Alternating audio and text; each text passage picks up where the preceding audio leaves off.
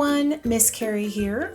Today I'm going to guide you through the process of creating this elegant fall card using the Spellbinders hot foil machine.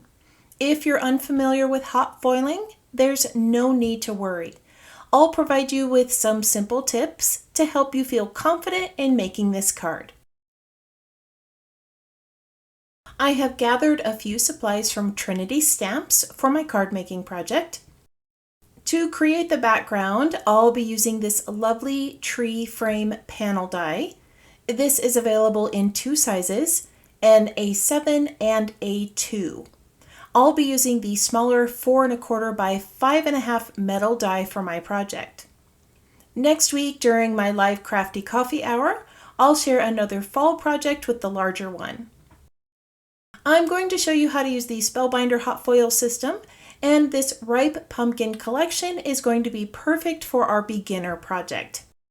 This collection comes with the solid pumpkin hot foil die plate, a pumpkin outline, and a die to cut out the foiled pumpkin image. It also comes with 2 tendrils and a jack-o'-lantern face for Halloween. For the sentiment, I'm going to use the Thankful and Grateful stamp set. As I create my card, I'll bring in a few additional supplies. As always, I encourage you to use what you have in your craft collection, but if you'd like a list of all the items I'm using, links to each one can be found in the description below. Let's get started with the project. We're going to start with the foiling process. I will be using the Spellbinders Glimmer hot foil machine. This hot foil machine has a removable plate that will be used in conjunction with the Spellbinders die cutting machine.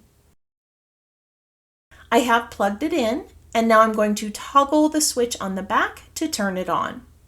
The power light is lit up, and now I just need to wait for this light here to turn green, and that will signify that the plate is ready to use.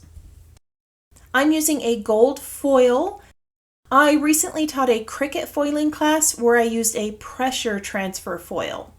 This type of foil requires heat to transfer.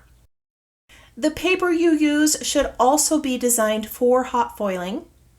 This smooth, heat-resistant paper is specifically made for the Spellbinders Glimmer system. I have tried to use other cardstocks, and some of them work and some of them don't. I did get the best results with this one here. The Glimmer machine comes with a top plate and a spacer plate. These sit atop the hot plate when you run it through the die cutting machine. I also have a heat-resistant silicone mat to place my hot die on and a magnetic tool to pick everything up when it's hot. To start, I'm going to cut a piece of foil a little larger than that pumpkin hot foil plate. Now everyone does the next part a little bit differently. The Glimmer machine instructions tell you to place the die plate onto the heated surface, let it get hot, then place the foil and the paper over the top. You'll make your hot plate sandwich and then run it through the machine. Every time I followed these steps, things shifted and I ended up with a ghosted, incomplete image. So I discovered another way to make this work for me. I'm going to layer all my pieces together before I put them on the hot plate. The foil is going to sit atop the cardstock. Make sure that the color side is facing up and the dull side is touching the cardstock.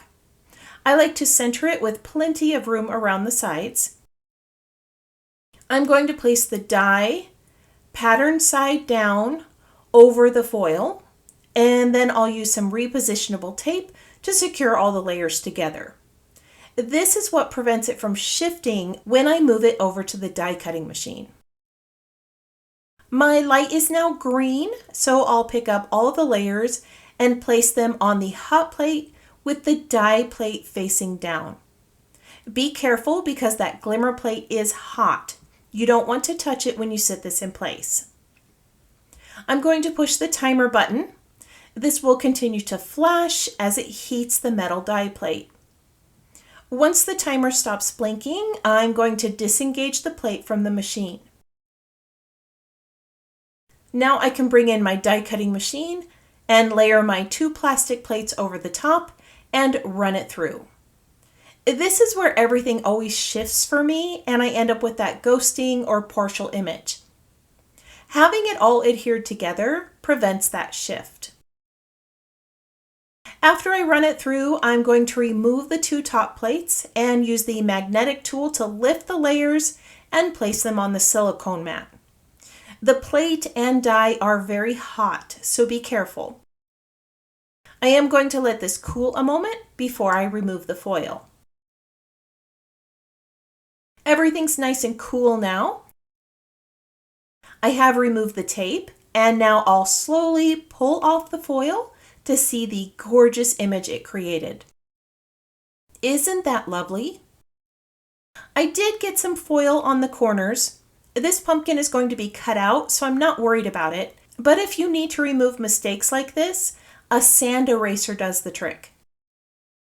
All right, now we're going to cut this out and the rest of the pieces we need for the card.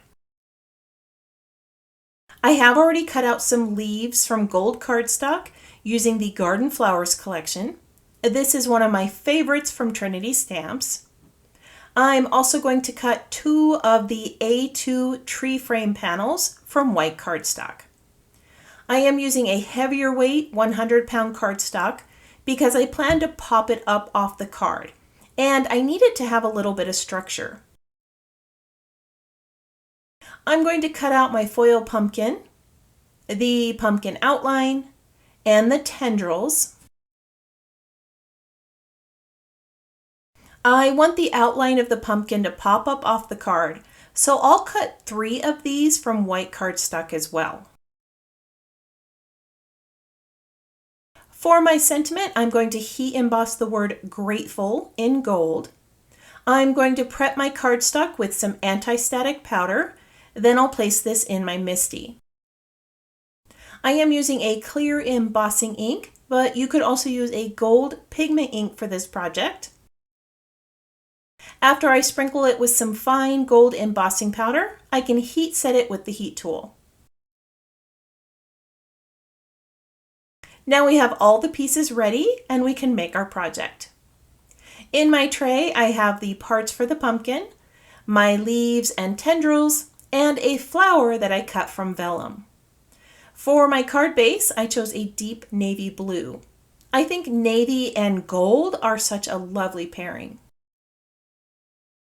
I'm going to start by layering the 2 tree panels together. I want to create a shadow box effect, so I'm placing some foam tape on the back of the top layer, and then I'll offset this slightly to create a layered effect. After they are adhered together, I need to trim off this little bit at the base to make it even with the lower part of the panel. These layers are going to sit over the navy card base. You can choose any color of cardstock for your background or create a blended background with inks or sprays. For the pumpkin outline, I have 3 die cuts.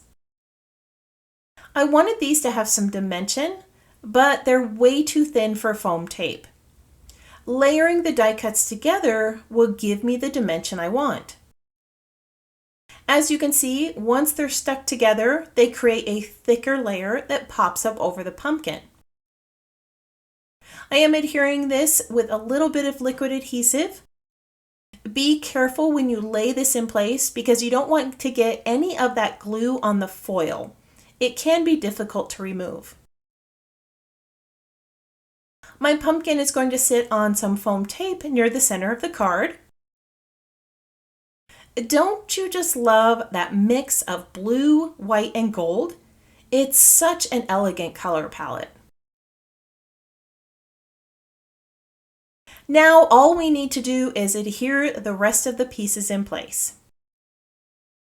As I do, I would love it if you took a moment to let me know that you're enjoying today's video by tapping the thumbs up icon or leaving me a comment below.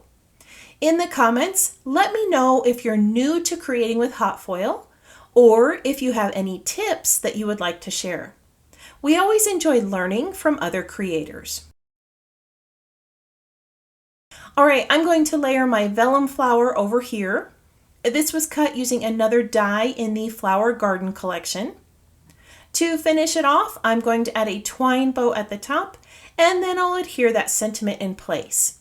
I cut this out using the Thankful and Grateful die set.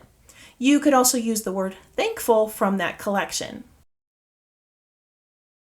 Of course, we can't call this project finished without a little bit of bling. These soft golden hour baubles are a perfect match. With the pickup stick, I'll adhere them in place, and then I'll share the completed card with you. Here is that elegant gold and navy card that we created today. After adhering the baubles in place, I wrapped gold thread around the sides. The tree panel plate has some lovely embossed lines, so I enhanced those with thread. I love how well it frames this piece. Today, my goal was to show you an elegant fall card created with dies and the Spellbinders hot foil system. If this was new to you, I hope you gained a little bit of insight to how it works and the amazing projects you can make with foil. If you're one who enjoys pinning projects to inspiration boards, I've posted still shots of this project on my social media and on my website for you to use. I want to thank you for joining me today. I hope this project inspired you to try something new. If you have any questions about this project or the supplies I used, feel free to post those in the comments below. I hope you have a wonderful week, and I can't wait to see what you create.